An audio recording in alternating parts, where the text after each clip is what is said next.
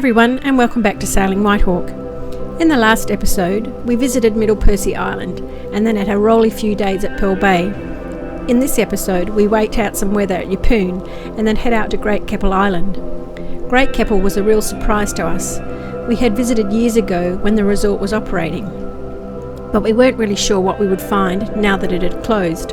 Suffice to say, it was a real treat, partly because of the amazing water, beautiful weather and small restaurants and bars, and partly because of the new friends we met and friends we caught up with from previous places. As cruisers, you are often on your own, so when the opportunity comes to spend time with other like-minded people, it really adds something to the experience. So we dedicate this video to all our friends, old and new. Thanks for supporting us, sharing time with us and making our cruising so special. A quick apology, our GoPro took this opportunity to play up, so we had to rely on phone footage. The quality is down in some places, but that's how it goes sometimes.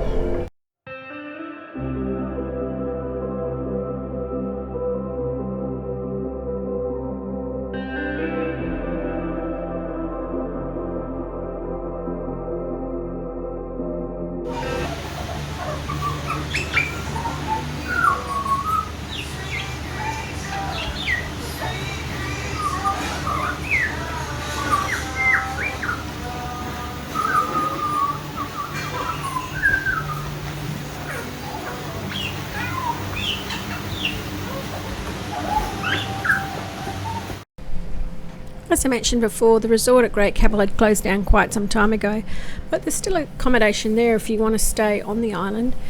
There's some private accommodation as well as the beach chalets that you can get, and there's the A-frame house that you can stay in. So there's still, the opportunity to stay there if you want to. The bad weather that had kept us in Yeppoon for a few days hung around a little, but it was hard to be upset when you got views like this and sunsets that were just to die for. We're able to catch up with our friends Tamara and Malcolm. We met them in Cairns at the Blue Water Marina before we left, and they were travelling south down the coast as we were, and we managed to bump into each other all the way down, and we did at Great Keppel. Their beautiful Kraken 50 is for sale, so if you want a true blue water cruiser, this is the boat for you. Absolutely stunning vessel. This is the beach at Great Keppel. We're just waiting to get some stand-up paddleboard lessons from our friends Danny and Tracy. There's Salzo. There's the dinghy. Here comes Tracy in her kayak, and Whitehawk's right out there. The water is so nice.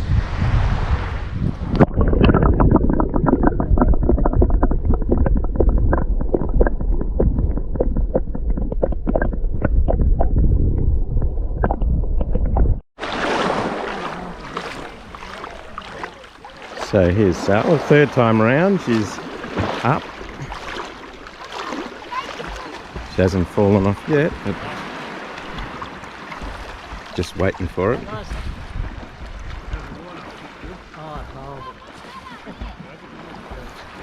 Bloody show off.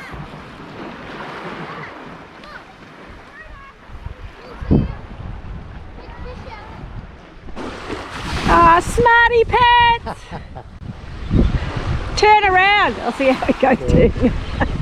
That's what he said, so I'm a bit scared about trying to turn around. Great Keppel also had some walk tracks you could take to explore the other side of the island and all the many bays that it has to offer. The tracks aren't great, they're pretty run down because the resort's no longer working. But you could get where you needed to go, and we enjoyed just seeing little bays and other swimming bays around the island that we hadn't seen before. And we pretty much tried to do something every day just to keep active and get off the boat and then just enjoy the surrounds. We were really excited because on one of the walks we managed to catch sight of an echidna, and I've never seen one in the wild before, so I was pretty excited. Mind you, the walks were pretty steep and Trevor and I were knackered pretty much every time we got to the top, but it was worth the effort and we enjoyed it.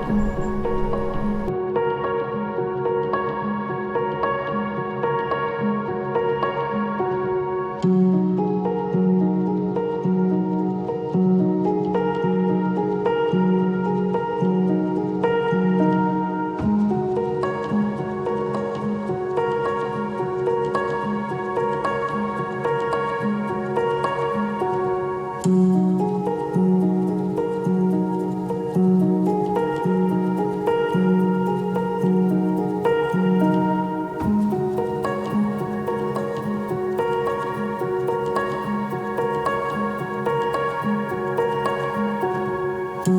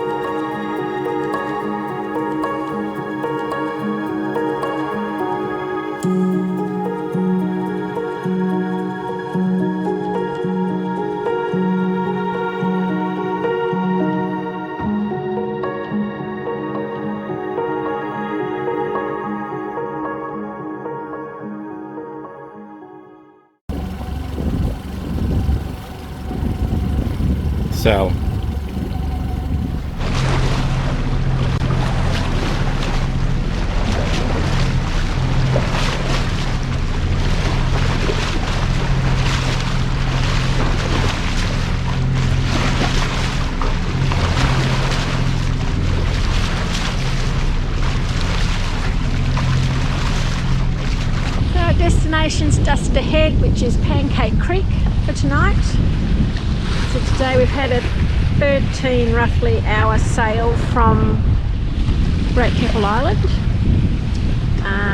We've mostly had champagne sail. It was a bit light early on, but picked up enough for us to be doing 5.5 knots. So it's quite a nice afternoon, and be there by 5 o'clock, hopefully, ready for a rest.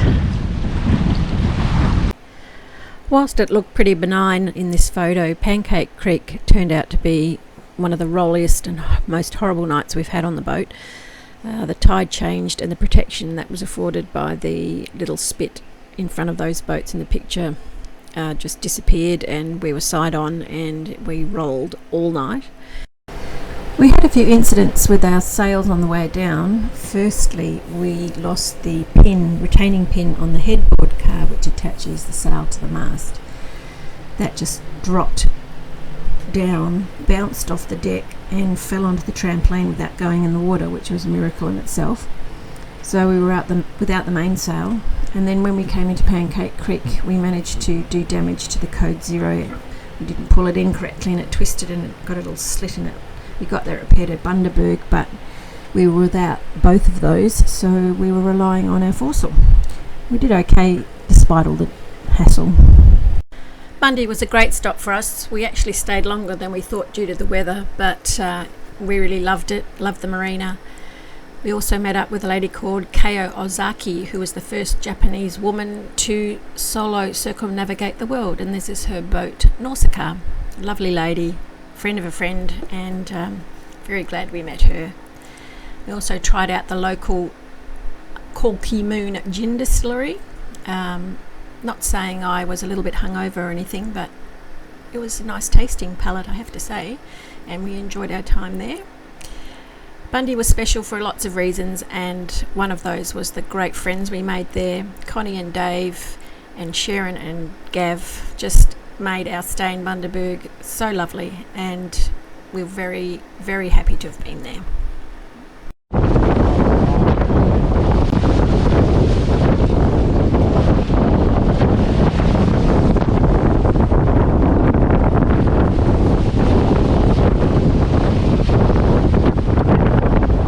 Pretty good, Cap. sorry? Pretty good, Cap. Yeah, 7.8. Flying. And how much wind? 12 knots at true wind, about 15 at current. Beautifully been wrecked. Almost been. Flying into Fraser Island and Hervey Bay.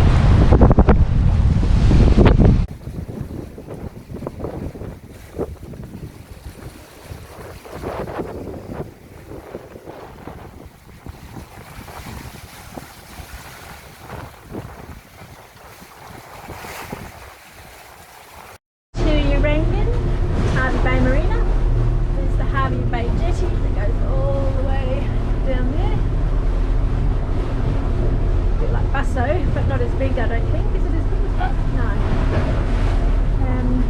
So we just had a really lovely sail down. It's calmed off beautifully, and we're here for one night, catching up with our friends Ray and Sarah for tea. Loved Hervey Bay Marina. There's lots to see and do there, and some really nice restaurants and shops. We also caught up with Ray and Sarah from Kokomo One, another set of friends that you know you're going to have for life, and they took us out for Italian for tea. Thanks for that, guys.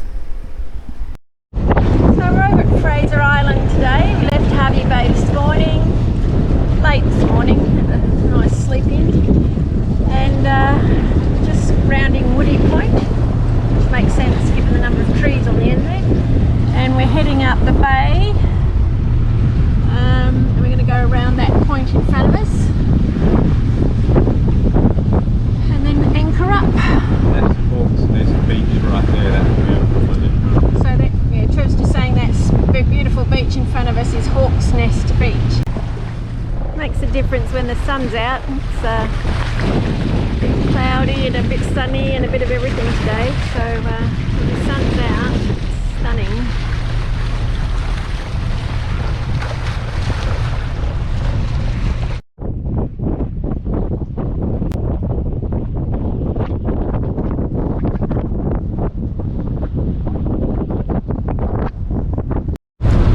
There is Kingfisher Bay, and the resort's tucked in behind into the hills there. And then we're coming along here, and this is North White Cliffs.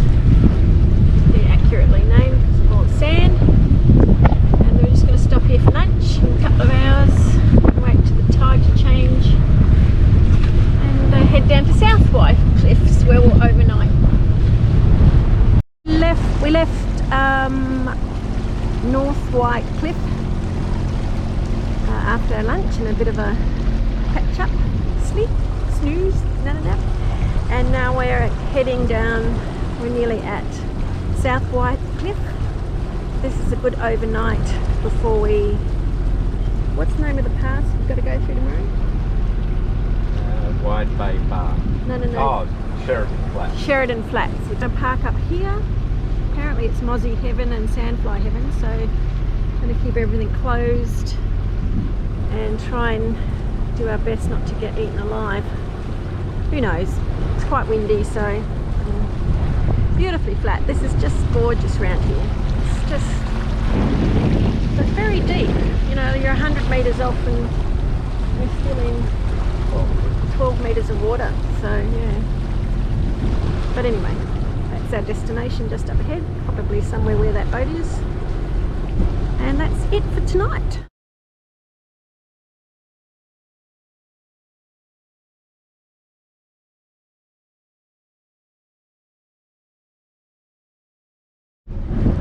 We've arrived at Inskip Point, which is where all the ferries come to drop boats over to Fraser Island.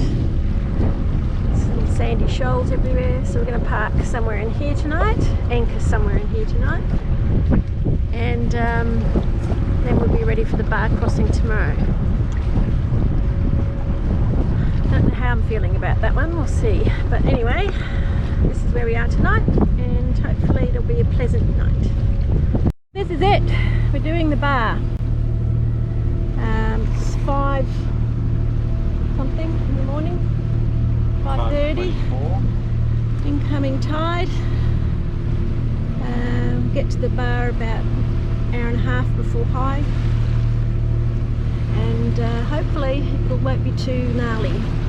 So here we are in our life jackets. We don't need them, but it's recommended in small boats like fishing dinghies and things. It's a legal requirement, or what do you call it, marine requirement, but for bigger boats like us we don't, but everyone said to us do it, so we are, and we'll see how we go. It's looking beautiful. Here is our hero captain getting us through Wide Bay. Honest to God, getting out of Bundy Port was way worse than this. That was pretty choppy through there, but this has been beautiful. We planned it to be like this. Love it when a plan comes together. Love it when a plan comes together. So yeah, it's all good. folks. We're almost there. We've got one more buoy and we're done. It's very smooth exit, and nice big swell out here today, but not much wind unfortunately, so it might be a slow old trip down to Mooloolaba, but we will persevere, won't we, Trevi? We will. We might have to use the motors a little. We might have Like to all the way. diesel spinnaker today, unfortunately. But anyway, I don't mind so much as long as we got out of there safely. We made it. It was very good.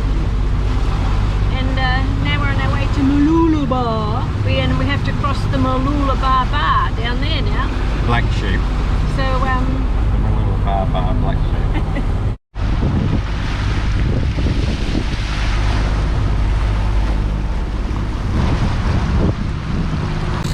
So we don't know what we've got. Maybe a Spanish mackerel.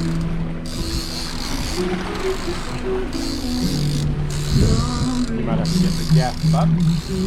Okay, I gotta go and do some stuff.